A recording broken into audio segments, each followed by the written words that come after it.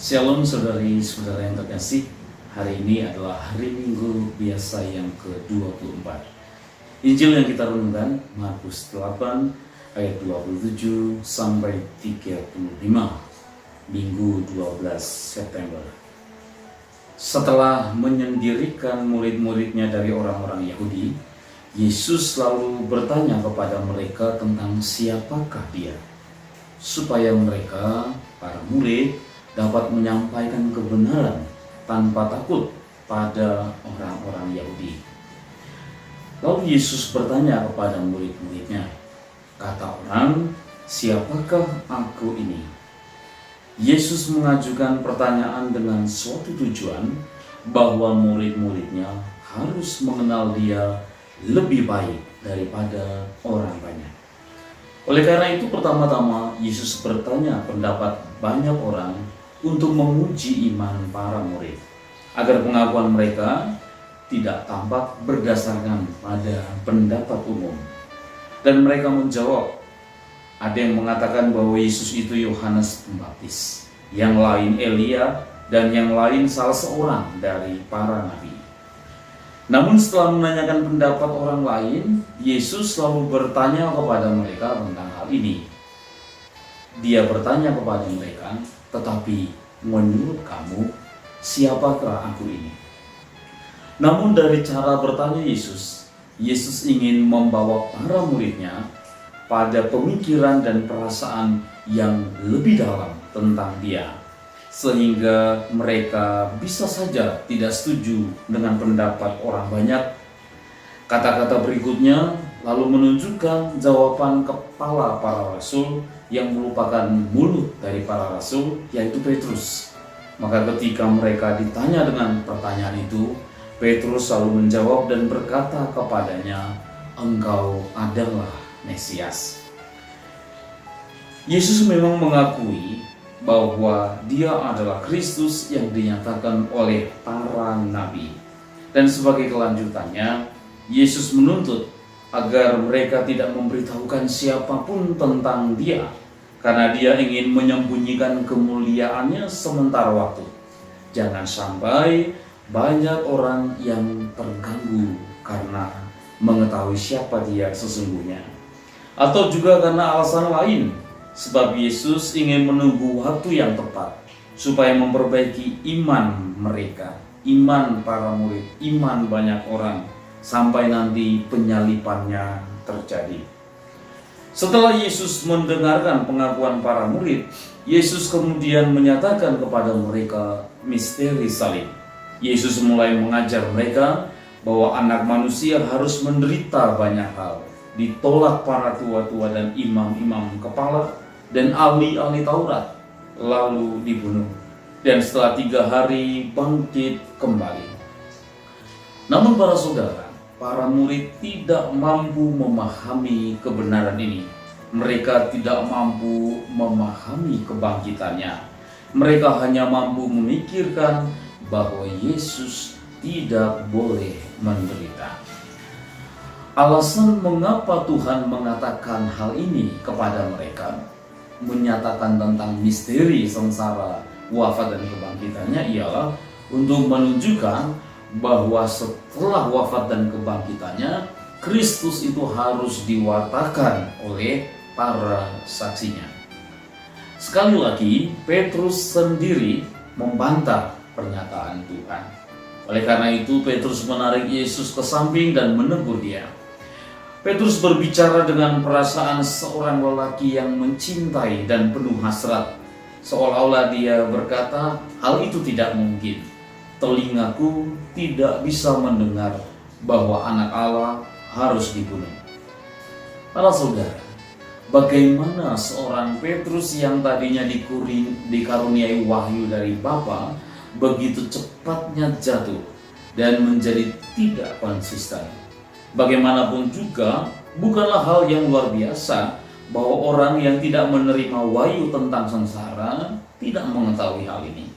Karenanya, Yesus adalah Kristus, Putra Allah yang hidup, yang telah dipelajari melalui wahyu.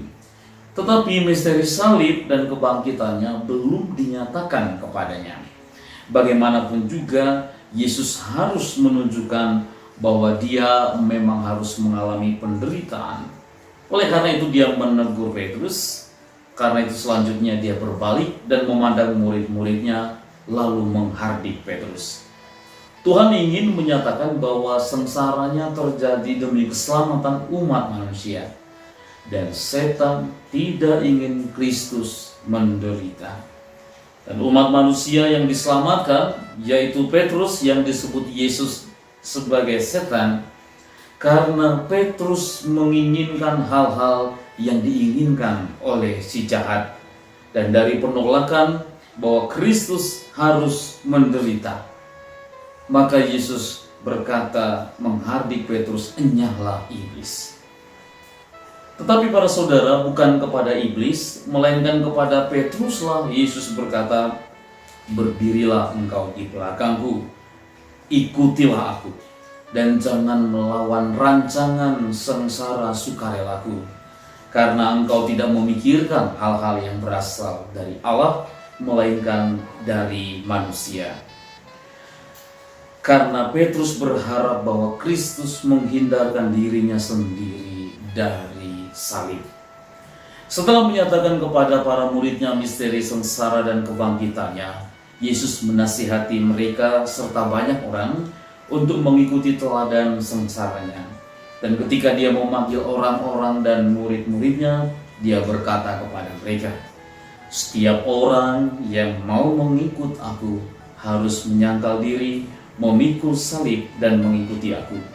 Seolah-olah Yesus berkata kepada Petrus, "Engkau menegur aku yang harus menjalani sengsaraku, tetapi aku berkata kepadamu bahwa teguranmu itu tidak hanya salah, tetapi itu justru mencegah engkau sehingga engkau tak dapat diselamatkan. Engkau mau mencegah aku dari penderitaan, tetapi dengan mencegah itu engkau juga tak dapat diselamatkan, kecuali jika engkau sendiri harus mati." Yesus seolah-olah mengatakan itu kepada Petrus.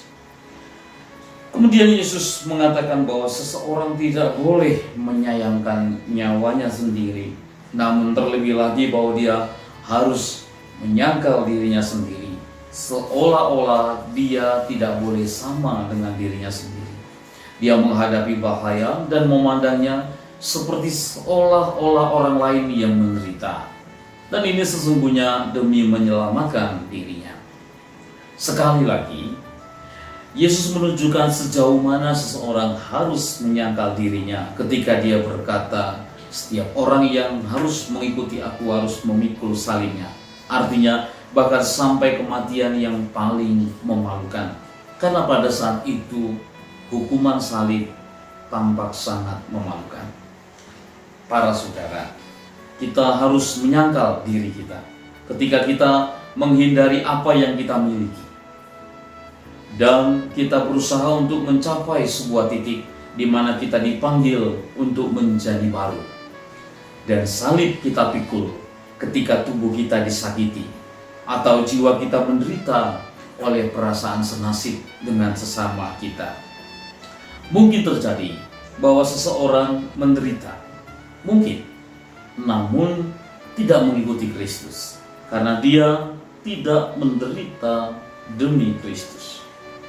Karena siapapun yang menyelamatkan nyawanya akan kehilangan nyawanya, tetapi siapa yang kehilangan nyawanya demi Yesus dan demi Injil, dia akan menyelamatkannya. Oleh karena itu para saudara, benarlah bahwa kita harus selalu siap menghadapi kematian. Karena jika dalam pertempuran dunia ini, dia yang siap menghadapi kematian bertarung lebih baik daripada yang lain. Meskipun tidak ada yang bisa mengembalikannya ke kehidupan dunia setelah kematian, ini terjadi dalam ranah spiritual ketika harapan kebangkitan yang besar ditetapkan di hadapannya. Karena dia yang menyerahkan nyawanya sampai mati, dia justru menyelamatkannya. Tuhan memberkati.